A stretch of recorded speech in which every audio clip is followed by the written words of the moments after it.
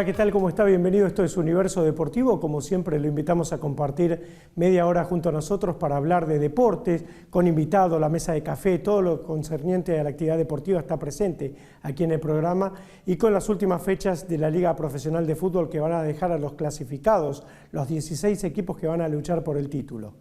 Un torneo que se ha mostrado apasionante, que tiene varios candidatos por el rendimiento, porque han estado siempre muy cerca de la cima de la tabla, el caso de Rosario Central, de Independiente, del propio San Lorenzo y de River, que en una zona han marcado un poco el ritmo, sobre todo por el lado de Independiente y tal vez Central, que han jugado un fútbol de alto vuelo. Por el otro lado, Argentinos Juniors empieza a ser uno de los grandes candidatos, igual que Tigre, que hizo una campaña sorprendente, más allá de la derrota frente a Newell's Old Boys. Mientras suceden las copas continentales, ¿no? Racing pareciera que tiene la cabeza en la Copa Libertadores de América, para River también es un objetivo, igual que para Estudiantes de La Plata o el propio Talleres de Córdoba, pero lo cierto, o hasta Vélez Sarsfield, que no está bien en el campeonato, pero se ha encaminado en la Copa Libertadores. Lo cierto es que el torneo nuestro empieza a perfilar lo que va a ser lo más importante, lo más trascendente, que son las finales mano a mano entre los equipos clasificados. Pero por supuesto en Universo Deportivo tenemos un panorama mucho más amplio con invitados de otros deportes, de otras disciplinas, que lo vamos a desarrollar de esta manera. Las siguientes instituciones auspician este programa: ADE, Asociación Dirigentes de Empresa; Fundación de Altos Estudios en Ciencias Comerciales; UCES, la excelencia, un compromiso; Produces, Centro de Producción Integral Multimedia, Radio y Televisión. Vamos a charlar con Patricio Albacete, integrante de los Pumas míticos de 2007, un jugador de una trayectoria brillante en lo personal porque tuvo mucho éxito en Europa, porque en Francia se ha destacado, pero además integró a los Pumas durante una década.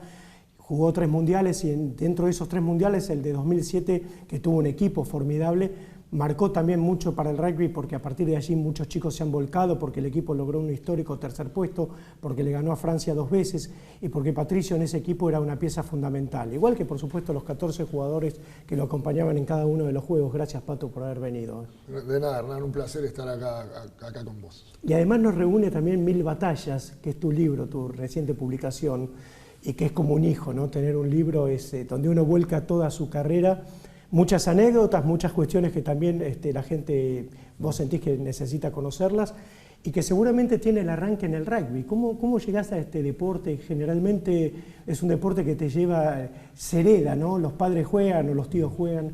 ¿Vos cómo llegaste, Manuel Belgrano? Mirá, mi hermano Gastón, sí, que es 9 años más grande que yo soy el quinto de 5 hermanos. Sí.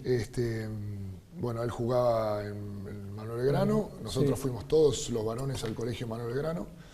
Y bueno, y en un momento yo arranqué de chico, a los 8 años mi división se disolvió, la 81 en ese momento se disolvió a los 10 años porque no había chicos que quisieran jugar. Claro. Y así que a los 10 años dejé, y a los 14 años mi hermano estaba entrenando una división en el club justamente, él ya jugando en la primera. Y bueno, yo me mando un par de macanas en mi casa y me dejan al control de Gastón, al cuidado de Gastón. Entonces sí, ahí me vuelve a llevar a jugar. Y obviamente a los chicos los conocía la gran mayoría del colegio, enseguida me integré y bueno, yo después seguí jugando. ¿Siempre de segunda línea? De tercera línea he jugado varias veces también, de tercera línea he jugado varias veces, mismo en Francia, en el primer club donde llegué, para obviamente relevar en algunos puestos, así que he jugado segunda y tercera línea por lo general. Vos sabés que un día, tomando un café con Raúl Sanz en esta mesa, me dijo, la segunda línea son el alma del equipo. Y bueno, yo cuando vi a Etzebeth en Sudáfrica dije, claro, tiene razón, es el alma de Sudáfrica. Y vos eras el alma junto con tantas segundas líneas que pasaron por la historia de los Pumas. Uno cuando ve rugby generalmente no le presta atención, porque siempre te llama más la atención justamente el medio scrum, el medio apertura, el fullback, ¿no? Pero cuando el ruso Sanz, que fue un gran segunda línea de los Pumas, me dijo eso, dije, hay que prestarle atención porque son el corazón un poco del equipo. Sí, es verdad, los 5 delante, los forward por lo general, tienen un trabajo ingrato, ¿no? Sí. Que por ahí es reconocido, a lo mejor es reconocido por la gente del rugby, pero es verdad que el que no juega es muy difícil darse cuenta si un pilar derecho tuvo un gran partido en el scrum. Alguien que desconoce la técnica y los detalles de esa formación es muy difícil que pueda apreciar el trabajo de un pilar. Y sin embargo, es la parte más importante de todo el proceso de construcción de una jugada, de un try. Sí, sin duda. Entonces, el tipo que sí sabe de rugby aprecia mucho, y el ruso era un fanático que sabía un montón. Sí. ¿Te costó llegar a primera, Pato? Mirá, yo a lo mejor por mi físico, yo siempre fui el más alto de mis divisiones y demás, y por una camada muy linda que tuvimos en menores de 19, a mí me subieron enseguida. Yo en realidad ya jugaba en menores de 19 con un año menos, con edad de menores de 17, y de ahí ya salté a plantel superior. ¿Y llegar a los Pumas? Y en mi caso particular fue un proceso que se fue dando de a poco porque fui integrando distintos seleccionados juveniles, ¿no? No es que de un día para el otro me llamaron para los Pumas, sino que hubo un trabajo ahí de reclutadores y demás de la UAR, que en su momento me habían elegido para Buenos Aires, después en el campeonato argentino fue gente de la UAR a verlo, llamaron a jóvenes para entregar el preseleccionado argentino de distintas provincias, y bueno, y finalmente fui quedando. Ya una vez que estás en el radar, como que tenés un seguimiento mayor. Y bueno, hasta que un día terminé el último menor de 21 y gracias a Dios tuve la oportunidad de debutar en los Pumas. A ustedes les tocó batallar con algo difícil, que era jugadores plenamente amateurs compitiendo con profesionales, ¿no? Con todo lo que eso conlleva. Yo he hablado con varios contemporáneos tuyos y esto me parece que era un punto donde era inevitable también que todos terminaran en Europa, o la mayoría, ¿no?, jugando. Sí, la realidad es que nuestra generación estaba obligada, digamos, al exilio profesional si quería mantener cierto nivel competitivo en el mundo. Nosotros queríamos mejorar, y irnos afuera era un instrumento para progresar, para poder estar mejor para jugar en los Pumas. Ese era nuestro interés.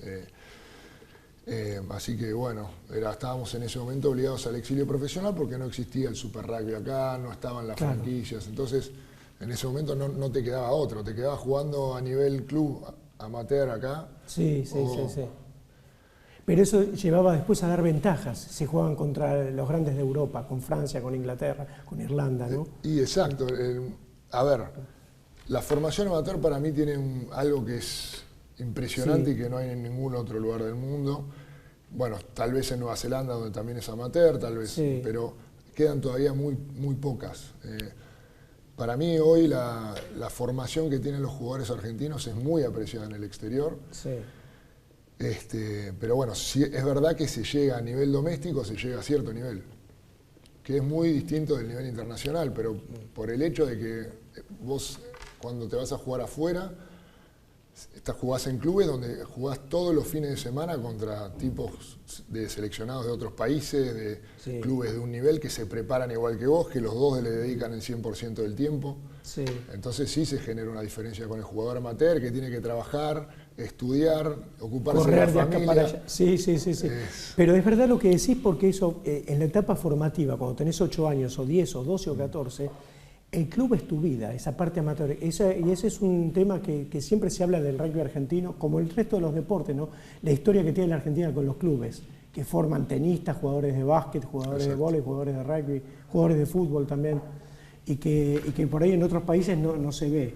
Pero tu vida por ahí era el club Manuel Belgrano, además del colegio Manuel Belgrano, y como otros chicos, otros clubes, ¿no? Exacto, era como un poco la extensión del colegio, si querés decirlo de alguna manera, y en el cual, bueno, iba a juntarme con amigos, hacer deporte, te da mucha contención también, porque, bueno, evita que, por ejemplo, los chicos, los clubes en general, de barrio, no hablo solo del mío, hablo hay miles, pero les dan contención a los chicos, evita que pasen tiempo en la calle, los fomenta a hacer deportes, casi siempre hay algún mayor también dando vueltas por el club o entrenando, jugando algo, entonces que también de alguna manera puede retar a algún chico si está haciendo alguna macana, hablarle a otro, ¿viste? Hay una contención, si uno tiene un problema, ayudarlo. Tal cual. Así que eso es, yo creo que es una formación de valores y de transmisión y de sentido de pertenencia tremenda. ¿En Europa no pasa tanto esto? Se va, a mi entender, se está cada vez más diluyendo, digamos, porque el profesionalismo ya es feroz, ya empiezan a... Sí. Por ejemplo, Toulouse, en el club donde yo pasé 11 años, que es como el Real Madrid del fútbol, Sí.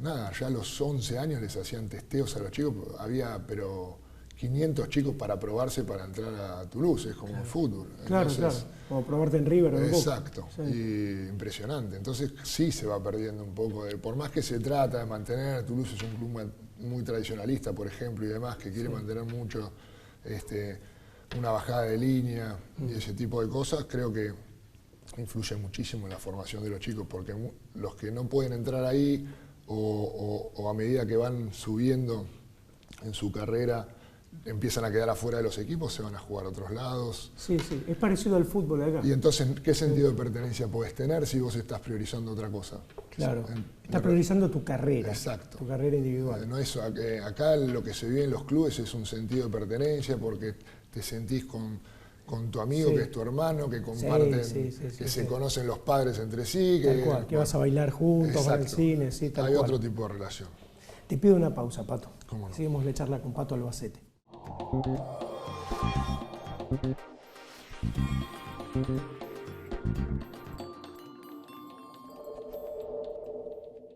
Un puñado de murmullos, historias de pugilistas y soñadores. Un libro que bucea por la vida de tantos boxeadores que persiguen sus sueños detrás de un puñado de murmullos. Pedidos a universodeportivo@hotmail.com.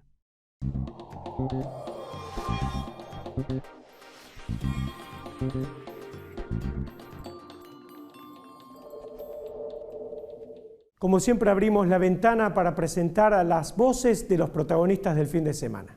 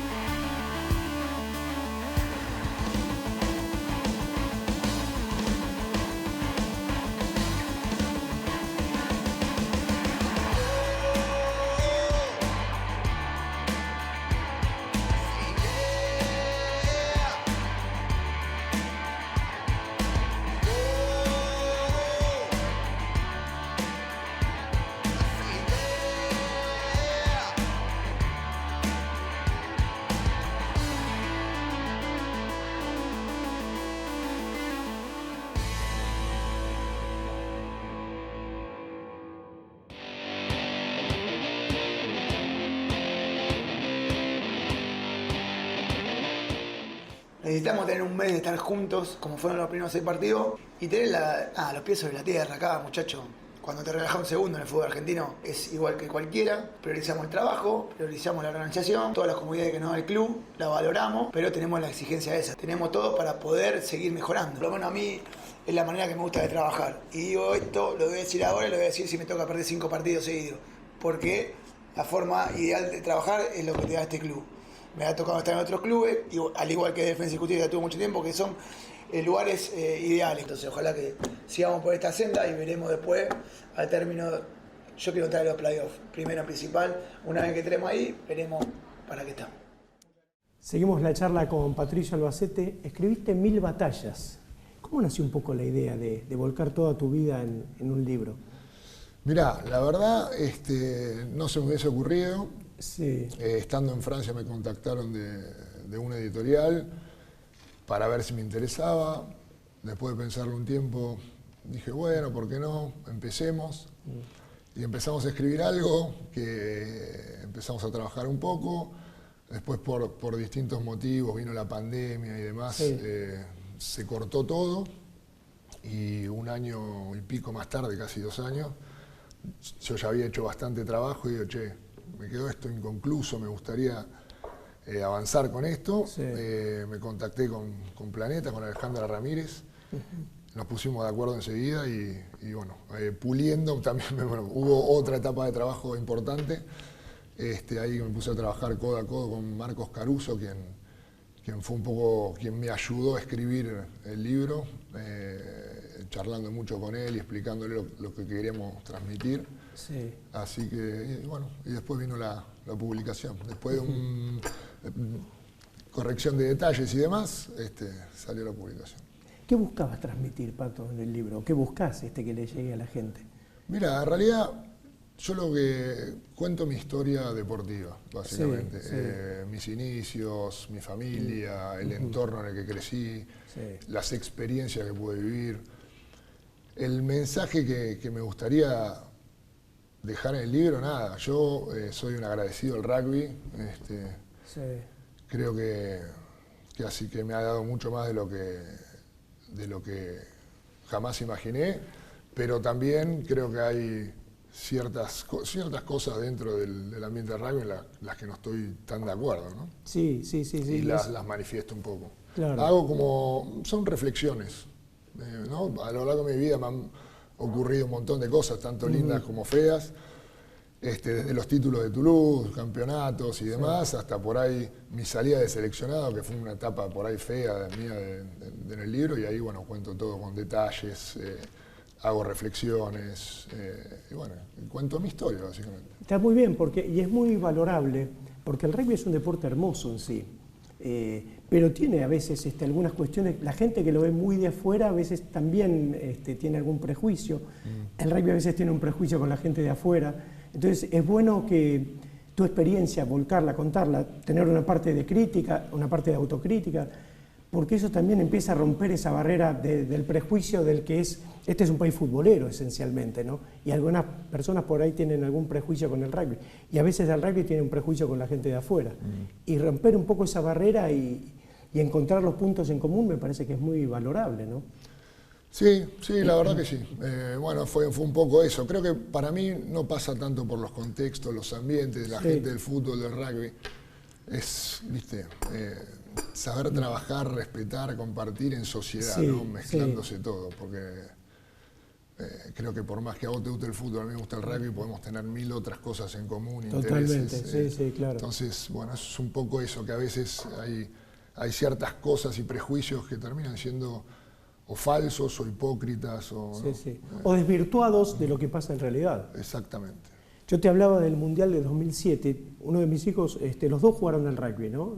Nació en el 2000, empezó a jugar en el 2006 y le costaba 6 años, 5 años, y me decían los entrenadores ya en el 2008 que en el 2007 se produjo esta explosión. Me dijo, no sabes lo que fue, los chicos entraron en el 2006 con 6 años, 2007, en el 2008 la cantidad de chicos que entraron fue feroz, porque hicieron un mundial extraordinario, ustedes.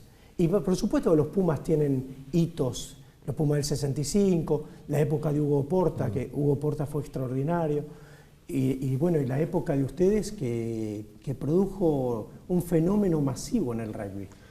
Sí, la verdad que fue una época hermosa, re lindo, todo lo que pudimos vivir encima en Francia, que para muchos de nosotros era como nuestra segunda casa, era un país donde nos sentíamos locales, importantes, entonces haberlo podido disfrutar ahí fue tremendo, el cariño de la gente, y es lógico que todo eso haya llevado se genera un boom, ¿no? Como, no sé, ahora la selección campeona del mundo. Sí, Colapinto. Exactamente, Colapinto. Entonces, bueno, es lógico, pero es lindo que ello haya podido abrirle la puerta a muchos chicos que se acercan a los clubes y que justamente puedan disfrutar y aprovechar un poco todo lo que hablábamos antes, ¿no? De la formación, de la contención, de que estén fuera de la calle, y que y que practiquen un deporte tan lindo como el rugby, que es un deporte hiperformativo, que te hace sociabilizar mucho, entonces también está muy bueno. Y además donde el compañerismo se ve permanentemente en el juego. A mí me decían, por ejemplo, los periodistas más especializados en rugby, Dupont es el mejor jugador del mundo. Está bien, digo, pero en rugby es muy difícil, porque no es el fútbol o el básquetbol que un jugador puede, entre comillas, ganarte un partido. Dupont no sé si te puede ganar él solo un partido. Para mí el mejor jugador es Etsebet, desde que empecé a mirar más a los segunda líneas, pero no sé, el rugby es muy específico, ¿no? Me parece que puede haber ¿Te parece a vos que puede haber un mejor del mundo? No, bueno, sí. La verdad que DuPont es extraordinario. Es un caso, sinceramente, es un caso extraordinario. Creo que no es el mejor caso de estos para analizar, pero sí, obviamente que él, si DuPont puede jugar de esa manera, es porque al lado tiene jugadores que realmente hacen el trabajo, porque si no sería imposible para él. Y creo que hoy Francia tiene muchísimos jugadores que están rindiendo en un altísimo nivel. Pero bueno, también es verdad que lo que hace DuPont es de otro planeta, ¿no? Sí. Y además con la regularidad con la que lo hace. Claro. En todos los partidos es el hombre del partido, es impresionante. Sí. Entonces que un tipo esté tan conectado tanto tiempo con un nivel tan alto, y es difícil. Sí, sí, pero existe también eso que vos decís que es la complementariedad, ¿no? de los otros jugadores. Si te gusta el fútbol americano o viste fútbol americano, siempre se destaca el mariscal de campo, pero hay un trabajo de la línea defensiva o de la línea ofensiva que sin ese trabajo, hay mariscales de campo que son muy buenos, pero si no tienen el equipo exacto, Mahomes es extraordinario, es de los mejores de la historia, pero lo acompaña Kelsey, por ejemplo, que también es extraordinario. Si no, a veces esto es lo que yo digo, ¿no? Que un Michael Jordan te gana, por supuesto tenía compañeros, un Messi te gana, un Maradona te gana, con grandísimos compañeros. Pero estos deportes que son esencialmente colectivos, ¿no? Sí, es muy difícil, es verdad. Y también lo que decís es verdad, se valora muchas veces muy poco a los que hacen el trabajo sucio, por decirlo de alguna manera, ¿no? Y en realidad es lo más importante. En cualquier deporte para mí, pero en el rugby específicamente, si vos no tenés obtención, si los jugadores no limpian bien el rack y la pelota sale rápido, bueno, es muy difícil que el win pueda llegar a ser el try. Entonces, se valora muy poco, pero a pesar de que Francia tiene un equipo en un altísimo nivel, DuPont es un caso, para mí es un marciano, es un caso realmente extraordinario. Pato, en el 99 me decían allegados a los Pumas que sentían que podían salir campeones. ¿En el 2007 les pasaba lo mismo? ¿Sentían que estaban para salir campeones? Y mirá, veníamos con muchísima confianza en el 2007. Habíamos ganado los 5 partidos que habíamos jugado. Sí. El equipo se sentía fuerte, estábamos planteando bien los partidos. Era muy incómodo jugar contra los Pumas, a lo mejor no éramos brillantes en ataque, pero a ningún equipo se le hacía fácil jugar contra nosotros por la defensa, por la obtención, por un montón de cosas, porque ensuciábamos mucho las formaciones móviles, los racks. Pero bueno, la verdad que nosotros sentíamos que teníamos la posibilidad y la capacidad como para llegar a la final. Estábamos a un partido antes de jugar con Sudáfrica, entonces... Es imposible no tenerte confianza. Si no te tenés confianza ahí, es como... No entras a la cancha. Claro, no entras a la cancha.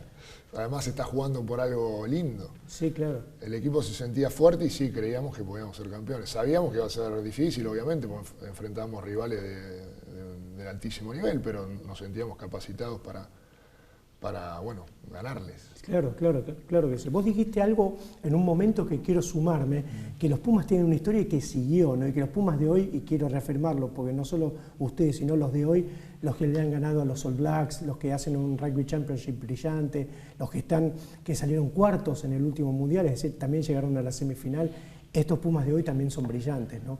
Pero me parece que hay una consecuencia de esta, digamos, de este siglo, ¿no? Del 99, 2000 para acá, porque en los 90 también los Pumas sufrieron, si bien la historia es grandísima y es antes del 65, me parece que de repente hubo un clic en el deporte en general, en la cabeza, en los jugadores, por supuesto.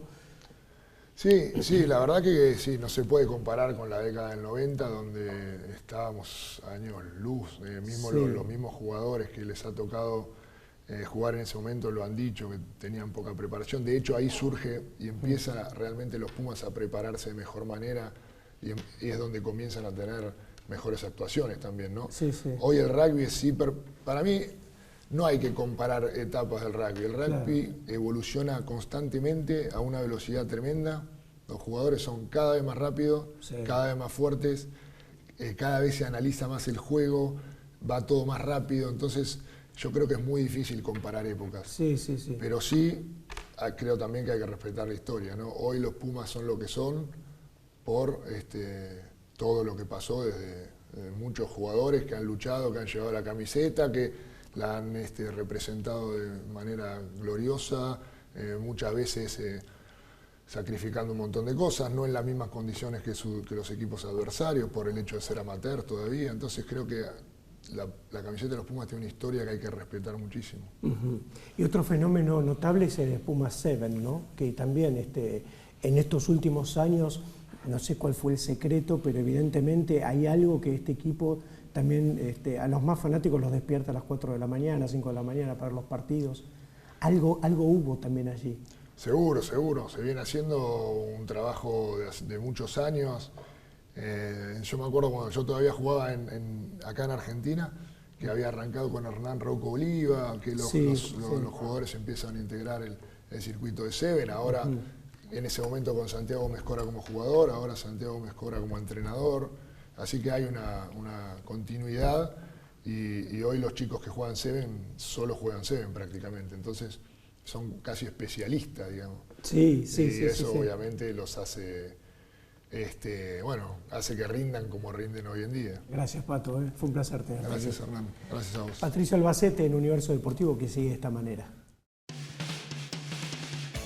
Las siguientes instituciones auspician este programa: ADE, Asociación Dirigentes de Empresa; Fundación de Altos Estudios en Ciencias Comerciales; UCES, la excelencia, un compromiso; Produces, Centro de Producción Integral Multimedia, Radio y Televisión.